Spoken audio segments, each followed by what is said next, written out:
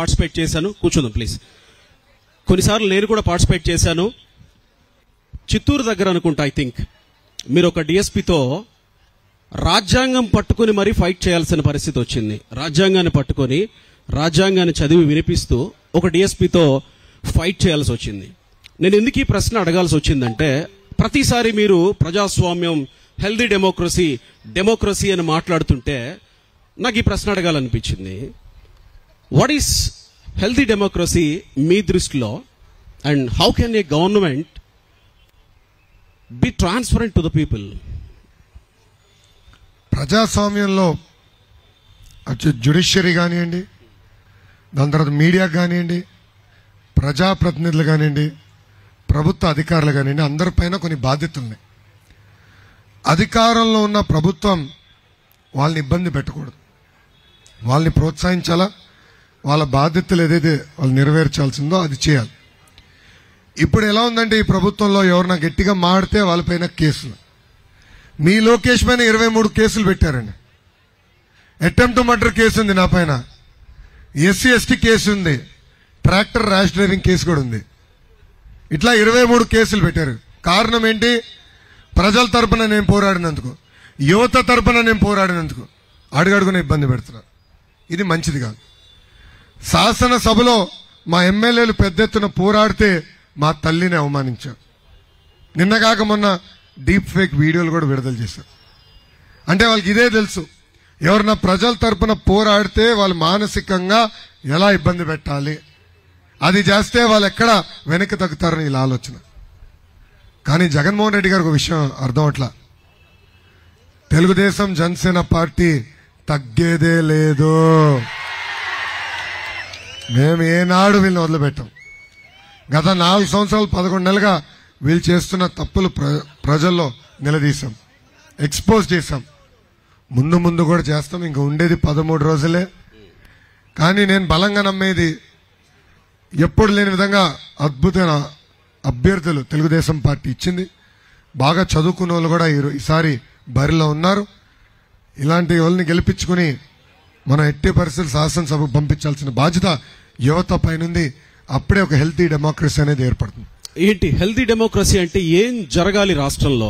ఏం జరిగితే healthy democracy అనుకుంటున్నారు? గతంలో మనం చూసాం, రాజశేఖర రెడ్డి గారు ముఖ్యమంత్రిగా ఉన్నప్పుడు కూడా శాసనసభలో అద్భుతమైన చర్చలు జరిగేది. చంద్రబాబు నాయుడు గారు ముఖ్యమంత్రి ఉన్నప్పుడు కూడా చర్చలు జరిగేది. కానీ ఇప్పుడు ఏమైందంటే వైకాపా పార్టీ మొత్తం రౌడీలు, గూండాలు, గంజాయి బ్యాచ్, బ్లేడ్ బ్యాచ్ వీళ్ళనే పంపించారు అసెంబ్లీకి. దానివల్ల వీళ్ళు అసలు అసెంబ్లీలో ఎట్లా ప్రవర్తించాలో కూడా అర్థం అవట్లా. గట్టిగా మాడితే అవమానిస్తారు, గట్టిగా నిలదీస్తే శాసన మండలిలో నా పైన దాడి చేశారు. ఆ ఫోటోలు ఇంకా ఉన్నాయి. ఆ పార్టీకి చెందిన ఒక సన్న బియ్యం సన్నాసి ఉన్నాడు. అతను ఏం చేశాడంటే కౌన్సిల్లో మంత్రిగా ఉంటూ కుర్చీలు టేబుల్ ఎక్కి షరీఫ్ గారిని అవమానిస్తారు. ఆ ఫోటో నా దగ్గర ఇప్పుడు కూడా ఉంది. అంటే అలాంటి వాళ్ళు శాసనసభ కానీ శాసన మండలికి వస్తే హెల్తీ డెమోక్రసీ అని ఉండదు. అందుకే ప్రజల పైన బాధ్యత ఉంది.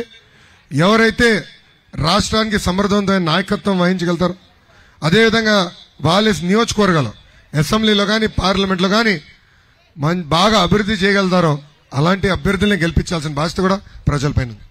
గవర్నమెంట్ ప్రజలకి ట్రాన్స్పరెంట్ గా ఉండడం అంటే, మీరు అధికారంలోకి వస్తే ట్రాన్స్పరెన్సీ అనే పదాన్ని ఎలా నిర్వచిస్తారు ప్రజల కోణంలో? గతంలో మేము చేసి చూపించాం. నేను పంచాయతీరాజ్, గ్రామీణాభివృద్ధి మరియు ఐటీ శాఖ మంత్రిగా ఉన్నప్పుడు మా డిపార్ట్మెంట్ టార్గెట్లు ఏంటి, మేము ఏం సాధించామో వెబ్సైట్ మీద ఉండేది. మా దగ్గర ఎన్ని ఫైల్స్ ఉన్నాయి, లోకేష్ ఎంత టైం తీసుకున్నాడు, ఏ ఫైల్స్ క్లియర్ చేసానికి ట్రాన్స్పరెంట్ గా పెట్టేవాళ్ళం. చంద్రబాబు నాయుడు గారు ముఖ్యమంత్రి ఉన్నప్పుడు ప్రతి జియో వెబ్సైట్ ద్వారా ప్రజల ముందలు పెట్టేవాళ్ళం. అలాంటిది ప్రభుత్వ అధికారులకు వచ్చిన తర్వాత డాష్ బోర్డ్స్ లేవు. ఆ వెబ్సైట్ ఏదైతే జియోలు పెట్టాలో అది కూడా సీక్రెట్ అని చెప్పేసి అర్ధరాత్రి దొంగచాటుగా జియోలు కూడా ఇష్యూ చేసింది ఈ ప్రభుత్వం. సో గతంలో ఏ ట్రాన్స్పరెన్సీ అయితే మేము మెయింటైన్ చేసామో డెఫినెట్ గా అదే ట్రాన్స్పరెన్సీ మెయింటైన్ చేసి ముందరికెళ్తాం. ఎగ్జాక్ట్లీ. ఇవన్నీ రికార్డ్ అవుతున్నాయి. సోషల్ మీడియాలో ఎలా వాడతారో కూడా మీకు తెలుసు. మీరు చాలా ధైర్యంగా చెప్పారు. మీరు అధికారంలోకి వస్తే గనక ఇంత ట్రాన్స్పరెంట్ గా ప్రజలకు ఉండాలని నేను కూడా కోరుకుంటున్నా. థ్యాంక్ యూ ఈ ప్రశ్నలకు ఆన్సర్ ఇచ్చినందుకు. మరొక ప్రశ్న తీసుకునే ప్రయత్నం చేద్దాం యువతలో నుంచి. ఇటువైపు నుంచి ఒకళ్ళని తీసుకునే ప్రయత్నం చేద్దాం. ఎవరు అడగాలనుకుంటున్నారు? చెప్పమ్మా. లెఫ్ట్ సైడ్ నుంచి. వస్తున్నా చెప్పు చెల్లమ్మా. గుడ్ ఈవినింగ్ అన్న, నా పేరు గాయత్రి. అన్న, ఈ చాలా అరచకాలు జరిగినాయి అని అన్నారు, కానీ మీరు అధికారంలోకి వచ్చిన తర్వాత సినిమా చూపిస్తున్నామని కూడా మీరే అన్నారు. అంటే మీరు అధికారంలోకి వచ్చిన తర్వాత అరచకాలు చేస్తామన్నారా? ఇవన్నీ కొనసాగాల్సిందేనా? నాన్న మైక్ ఎక్కడ, సిస్టమ్ ఎక్కడుందమ్మా? ఓకే, జాగ్రత్తగా చూసుకో స్వామి, కట్ అవుతుంది. ఒకసారి can you repeat the question తల్లి? ఓకే అన్న. అంటే ఈ పాలనలో చాలా అరాచకాలు జరిగినాయి అని మీరు అన్నారు.